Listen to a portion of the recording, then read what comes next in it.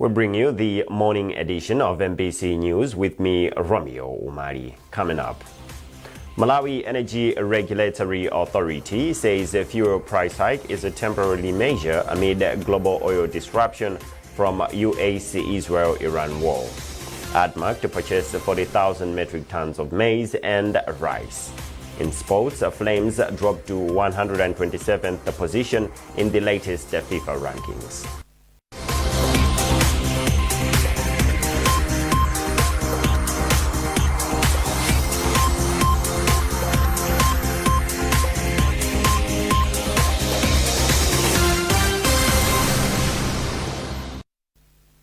In our first story, the Malawi Energy Regulatory Authority, MERA, says the recent fuel price adjustment is a temporary measure driven by the ongoing US-Israel-Iran war, which has disrupted global oil markets.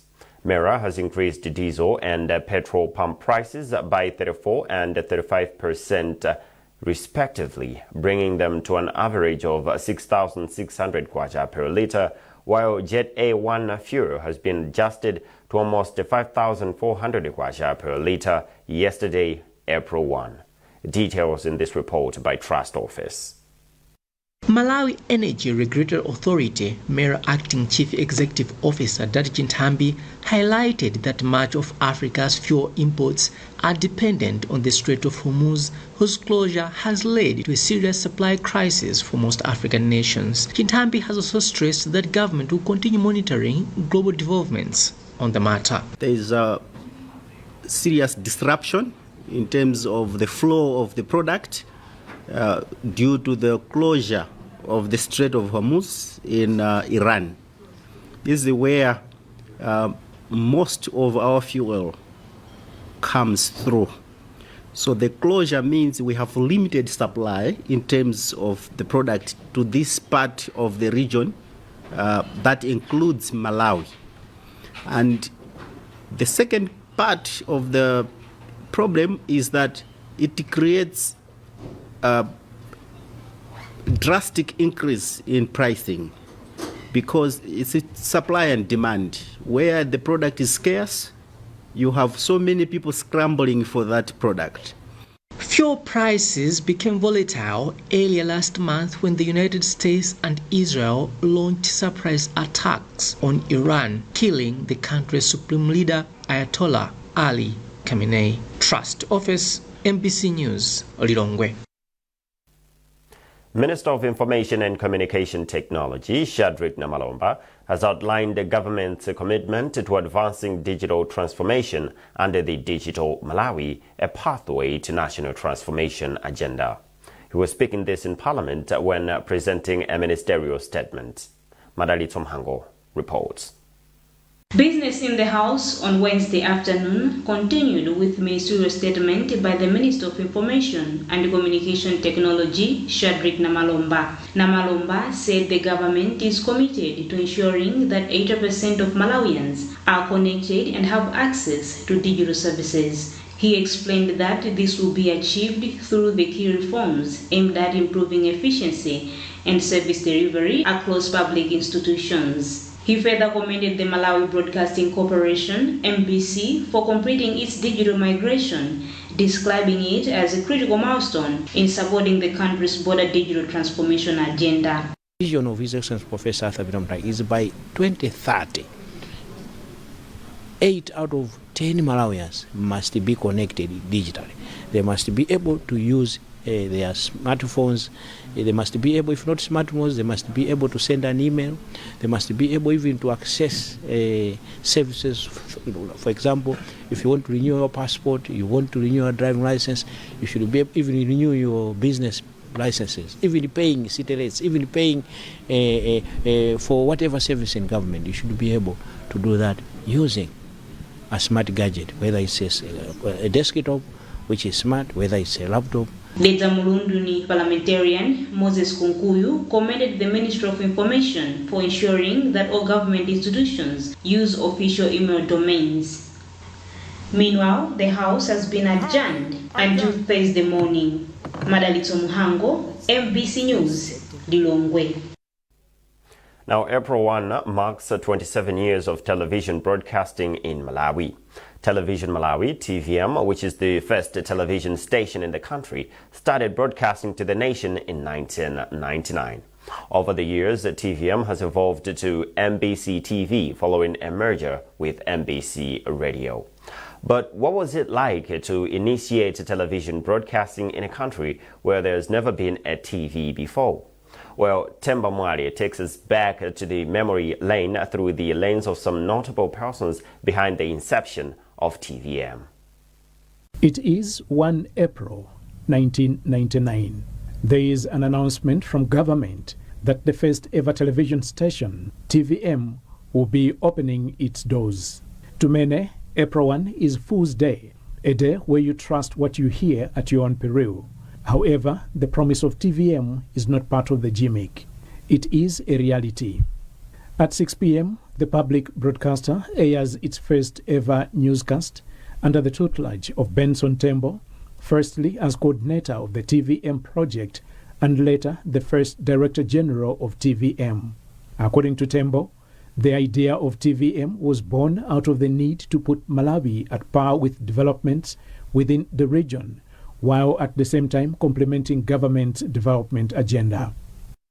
Malawi was, I think, one of the very last countries in Africa or in this region to have television, public television. We had RAIS, which had brought in digital television, which was very expensive for people to afford. And even the programming was not as palatable to Malawi's development as it should have been.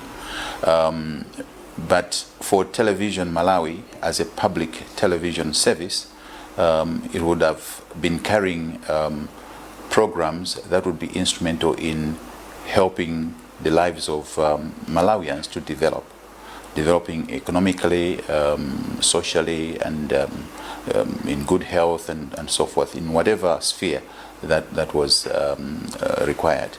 So television would be an instrument which would have been very effective, because it is said that a picture is worth 1,000 words.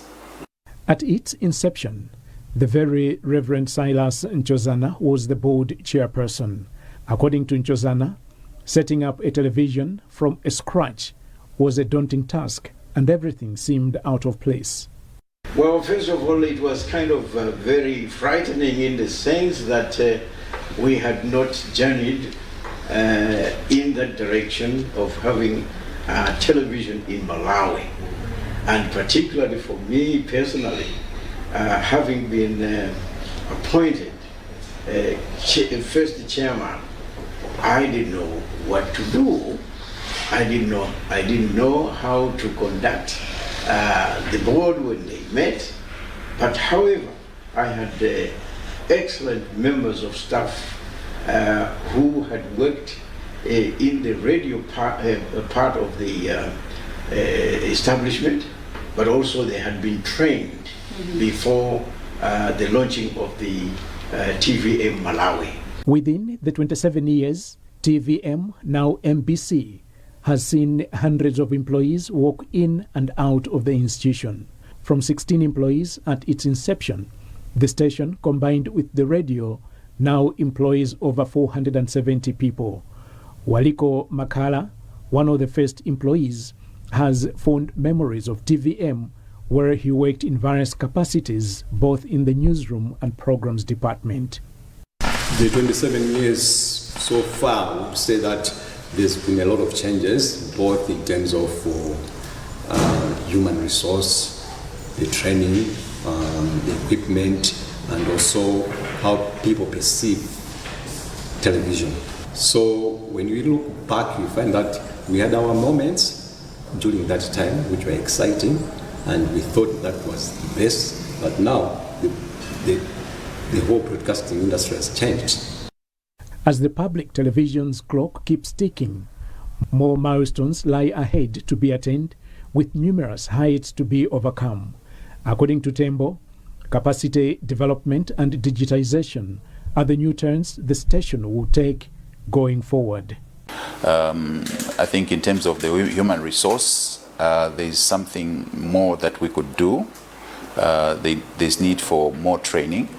I think in terms of technology, the digital transformation brings in a lot of opportunities, and it does shrink the requirement of a lot of human resource, but it has not been tapped as such. And I do think that's an area where we can then improve, and by improving, we'll be making sure that we are saving some of the costs that MBC would incur. Pro is a celebration not only for the light that has brought stories and visions into our homes and country, but also an endless commitment to championing development through television. As one Milton Bailey said, we owe a lot to Thomas Edison. If it wasn't for him, we would be watching television by candlelight. Temba Mwale, MBC News, Blantyre.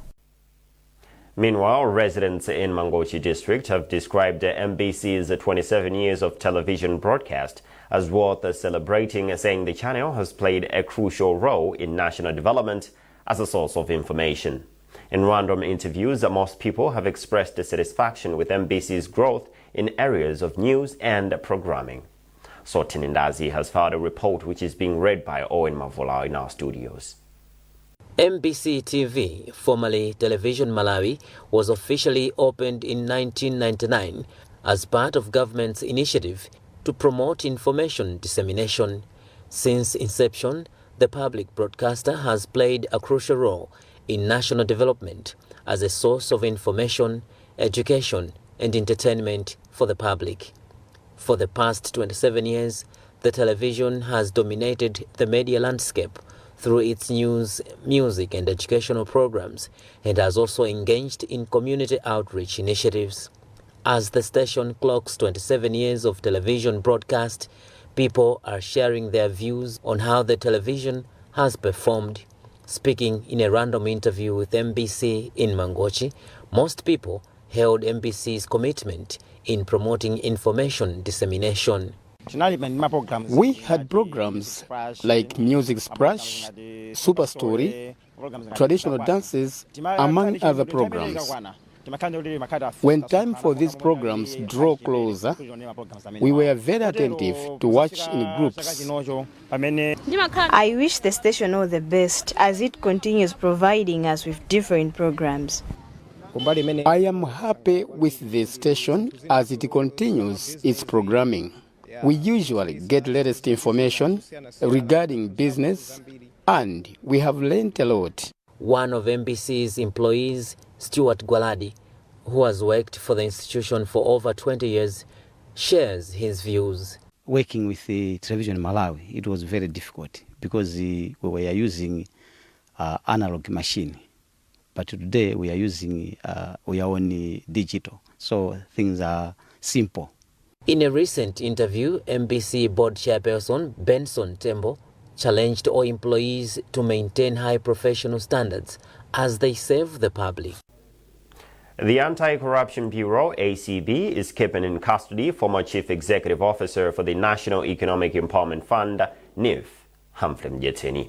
He has been arrested on allegations of misuse of public office relating to decisions and actions taken while he was in office. According to ACB publicist Jacqueline Nkongonda, Mjeteni is currently in police custody and will be taken to court later today. We can confirm that the ACB has arrested Mr. Humphrey Mjeteni, who is the former CEO for NEF. Mr. Mjeteni has been arrested for alleged misuse of public office under the Corrupt Practices Act and neglect of official duty under the Penal Code. So the charges relate to the decisions and actions he took during his time as CEO, and Mr. Mjeteni is currently in police custody.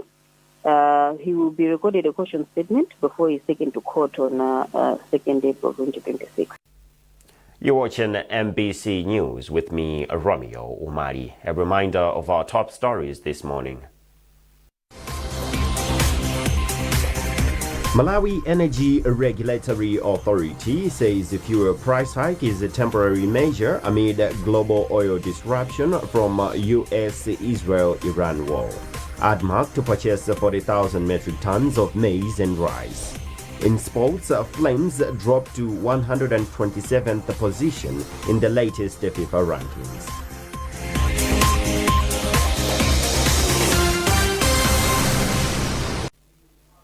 Moving on, the Agricultural Development and Marketing Corporation, ADMAC, says they will use the 60 billion kwacha funding allocation from Treasury in the 2026-2027 fiscal year to purchase 40,000 metric tons of maize and rice. Chief Executive Officer for ADMAC, Ben Botolo, made the remarks in Mzuzu during an interface with ADMAC unit market officers, where he advised them to execute their duties with diligence, professionalism, and integrity. From Mzuzu City, Hassan Piri reports. Speaking during an interface meeting with UMOS in Mzuzu, Botolo said during the 2026-2027 fiscal year, they plan to use the funding to recapitalize the institution, which was on the verge of collapse, so that it becomes one of the institutions that will be making profits and remit dividends to government and its shareholders. Botolo emphasized that ADMAC is taking a new approach where they want to concentrate on purchasing cash crops such as cotton, rice, groundnuts, soya beans, while promoting value addition to enhance competitiveness on international markets. In the budget, they have given us closer to 60 or about 60 billion Malawi kwacha. Definitely, it's capitalization of ADMAC. We have to split that money. One will go to the purchases of the commodities, especially when we look at rice. We're going to purchase a lot of rice. We're going to purchase a lot of pigeon peas. We're going to purchase again groundnuts as well. Cotton, we're going to produce all of those. Because initially we are aiming at the exportables. Those things which we can export as ADMAC, but we're looking at the commodities which we can add value. Botolo further highlighted that the corporation is adopting a new business approach that focuses on expanding the purchase of cash crops, a shift which is aimed at transforming ADMAC into a fully-fledged business entity that will be contributing meaningfully to the country's economic growth. He therefore said the meeting will help to share the vision with its workers. Hassan Piri, MBC News, Mzuzu. In a related development, farmers in the country have expressed fear over damaged maize in their fields due to persistent rains that most parts of the country keep experiencing. According to Dave Mabedi, a Blantyre-based farmer, if the rains continue, more yield is likely going to rot due to high moisture content. Opireka Isa reports.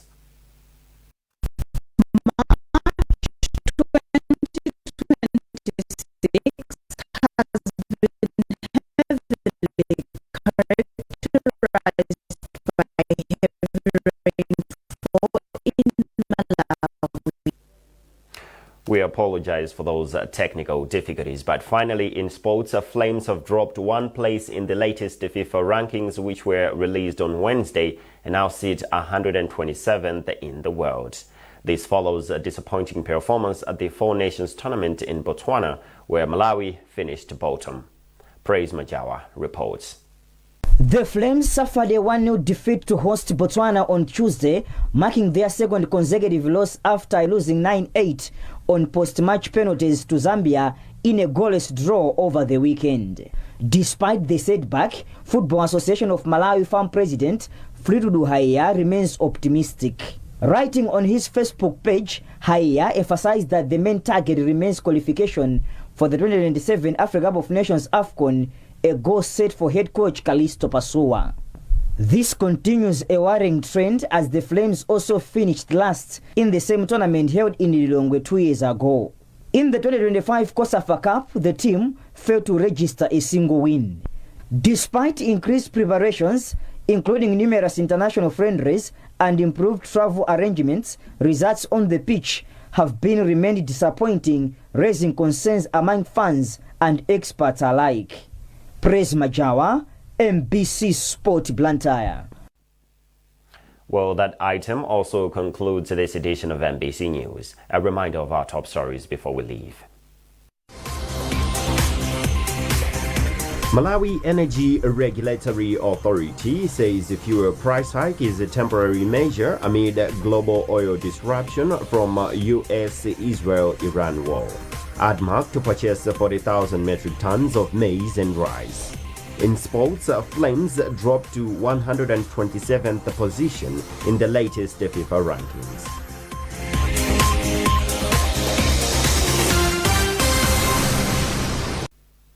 Keep up to date with our news coverage on our digital pages by scanning the QR code at the top right corner of your TV screen.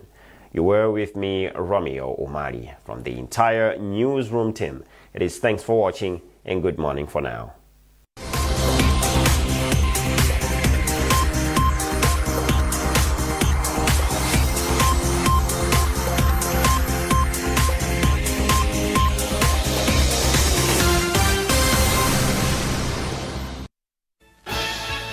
Something big is coming on NBC.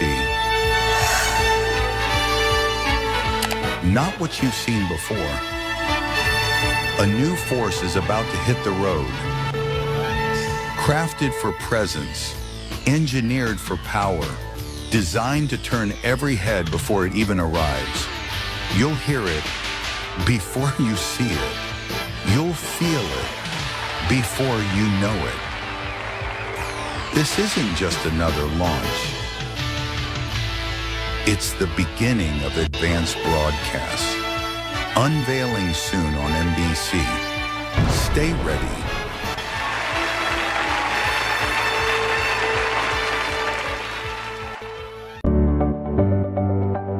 Sabara ino mu program ya Woman Talk. Kupemphera masiku ano kwalowa bizinesi zochitika mu mpingo muzachuluka.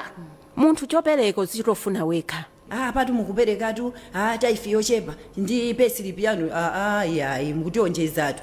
Koma m'Baibulo muli mawu komanso m'Qur'ani muli mawu mukunenetsa kuti idzakwana nthawi mudzakumana ndi aneneri onyenga. Koma uzipereka ni mmene iwe chakukhuzira isamakhale mirandu tikangozungulira mutilande muli maprofeti anga sanene osewa maprofeti zabodza zokhazo zofuna kubera anthu ulithapya ukudwala mwina uli pa wheelchair koma kuti ukakumane naye munthu wa Mulunguyo